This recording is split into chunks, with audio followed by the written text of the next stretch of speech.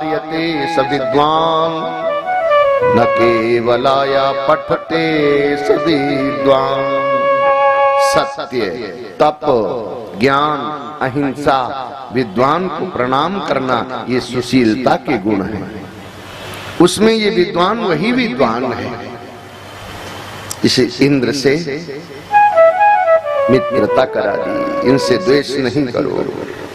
भिन्नस्य लिंगस्य गुण प्रवाहो, भिन्नस्य लिंगस्य गुण प्रवाहो।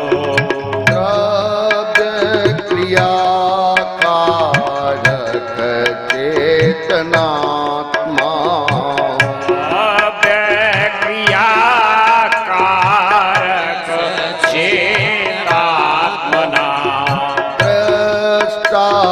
संपतु विपातु सूरयो, पासो संपते विपास सूरयो।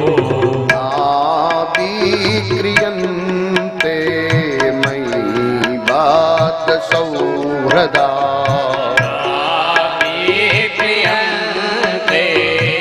विपात सौहृदा। आत्मा से भिन्न शरीर अभिमानी देहाभिमानी जीव को संसार की अनुभूति हुआ करती है, आत्मा को नहीं। इसलिए विवेकी पुरुष संपत्ति या विपत्ति, हर्ष, शोक आदि में विकार को प्राप्त नहीं होते। दृष्टा तु संपत्तु विपत्ति सूरयो ना विक्रियन्ते मयि वृद्ध सौहृदा। क्योंकि उनका प्रेम ईश्वर से, आत्मा से हुआ करता है। संसारी पुरुष जिन्हें विपत्तियां समझते हैं वो विपत्तियां नहीं, और जिन्हें संपत्तियां समझते हैं वो संपत्तियां नहीं।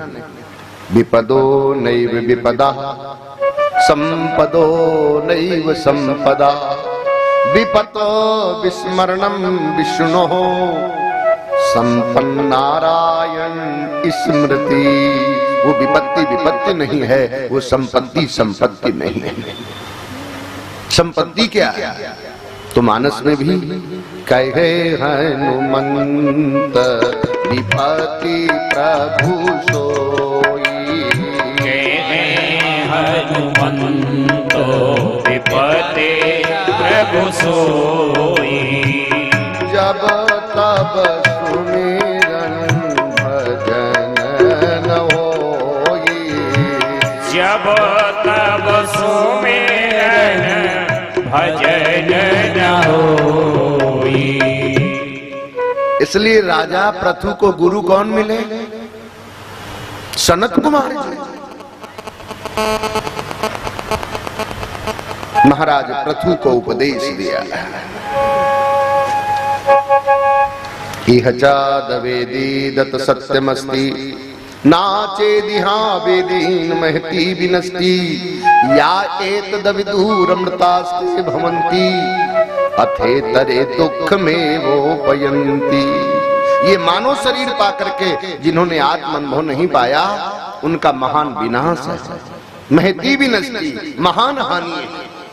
और जिन्होंने ये मानव शरीर पा करके आत्म अनुभूति पाली, वो तो अमर हो गए।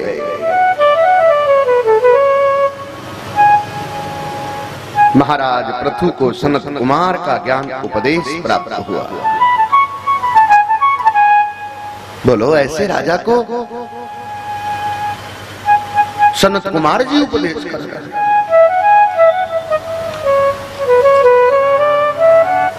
ना विप्रपादो कदर्शमानी, ना वेद शास्त्र ध्वनि निर्गर्जितानि, स्वाहा स्वधाकार विवर्जितानि, समसानि तुल्यानि ग्रहानि तानि।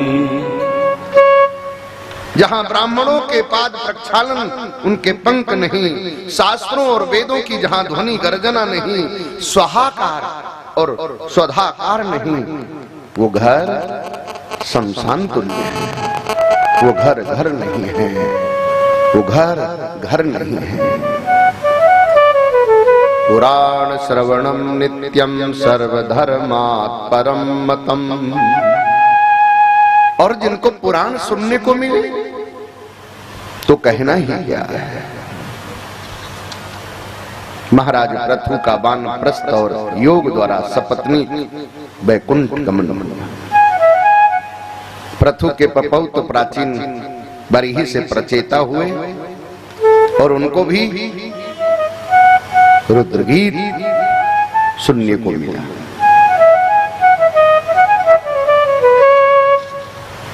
प्राचीन बरही को पुरंजन की कथा द्वारा नारद ने उनको तत्वोपदेश दिया। अर्थात ये जीव की कथा है, ये पुरंजन और पुरंजनी और कोई नहीं, ये जीव ही है।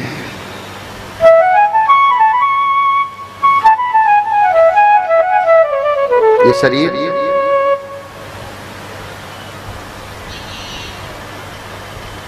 जिनके दरवाजे शरीर रूपी दरवाजों में ही भ्रमण करता है।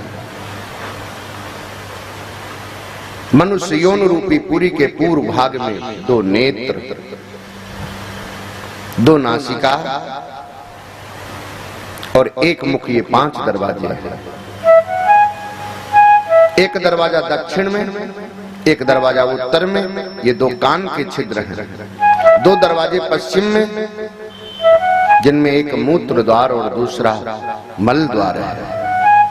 विषय भोग रूपी जीव इसी 9 दरवाजे मानव तन रूपी पुरी में जाया करता है, जहां शब्द, स्पर्श, रूप, रस, गंध के 5 बगीचे देखता है और उसी में ये भटक जाया करता है। और भी छिद्र विहीन दरवाजे हैं, उसी में ये भटकता है। मृत्यु की दूती जरा अर्थात वृद्धावस्था है, जो यमराज जी का कार्य करती है। मनुष्य के कल्याणार्थ उसके कान के समीप जाकर के कहती है, कृतांतस्य दूती जरा कर्णमूले समागत्य वक्तीत लोकाश्रुध्वम्। इसलिए सबसे पहला ज्ञान इंद्रिय स्रोत है और इस ज्ञान इंद्रिय स्रोत के लिए उसने 24 घंटे इसको खुला हुआ रखा है। और छोर ये 5 ज्ञान के दरवाजे कान, त्वचा, आंख, रसना और नासिका, जिसमें कान और नासिका के दरवाजे हर क्षण उसने खोल करके रखे हैं। मांस, मज्जा आदि को त्वचा से उसने ढक दिया है। आंखों के लिए उसने पलक बनाई है, मुख के लिए उसने होठ बनाए हैं, लेकिन कान और नाक ये और छोर, ये 5 ज्ञानेंद्रियों में पहला ज्ञानेंद्रिय कान और 5वां ज्ञानेंद्रिय नाक, ये 2 उसने खोल करके रखे हैं। बोलता दो ना, ये 5 ज्ञान की धाराएं हैं, 5 ज्ञान के ये रास्ते हैं। ज्ञान इन 5 रास्तों से आता है। सबसे पहले स्रोत है, तो उसने स्रोत को खोल करके रखा है। निद्रा के समय में भी तुम्हें शब्द की जरूरत है, इसलिए जब ज्यादा ध्वनि हो तब बुद्धि दी है, बंद कर लो। पर ज्ञान के दरवाजों में उसने दूसरा दरवाजा, दूसरा त्वचा बनाई, तो उसने ढका हुआ शरीर है। तीसरा ज्ञानेंद्रिय आंख है, तो आंख के ऊपर उसने पलक दी है। जब जरूरत है तब खोलो, नहीं तो तभी तो मानस में एक प्रसंग मिलता है। परशुराम जी ने विश्वामित्र जी से कहा, कौशिक, इस लक्ष्मण को मेरे सन्मुख से हटा दो, नहीं तो अभी हमारा फरसा इसके खंड खंड कर देगा, टुकड़े कर देगा। तब लक्ष्मण को कहना पड़ा, महाराज मुझे आप क्यों हटाते हैं? मूंदो नयन कतहु कछु नाहि, मूंदो नयनो कतहु कछु नाहि। आप हमें हटा रहे हैं, हमें नहीं हटाइए, आप अपनी आंख बंद कर लीजिएगा और आप जो अपनी आंख बंद करेंगे हम आपको दिखाई नहीं पड़ेंगे। इसलिए आंख के लिए उसने पलक बनाई, ये ज्ञान दिया है, जो देखना है वो देखो, नहीं पलक बंद करो।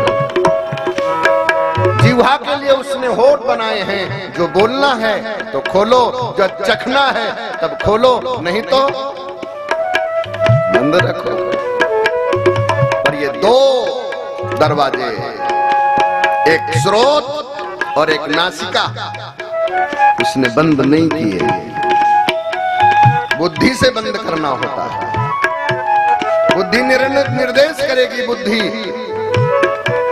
ये ध्वनि विस्तारक यंत्र अगर धमाका करने लगे तो फिर हम सुनेंगे नहीं, कान बंद करेंगे।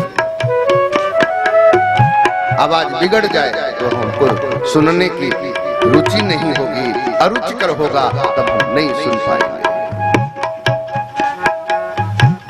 ये शरीर ही है, इसलिए श्रोतव्याः, श्रुति वाक्य, किम श्रोतव्या, शास्त्र सारा, शास्त्रों का सार सुनना है।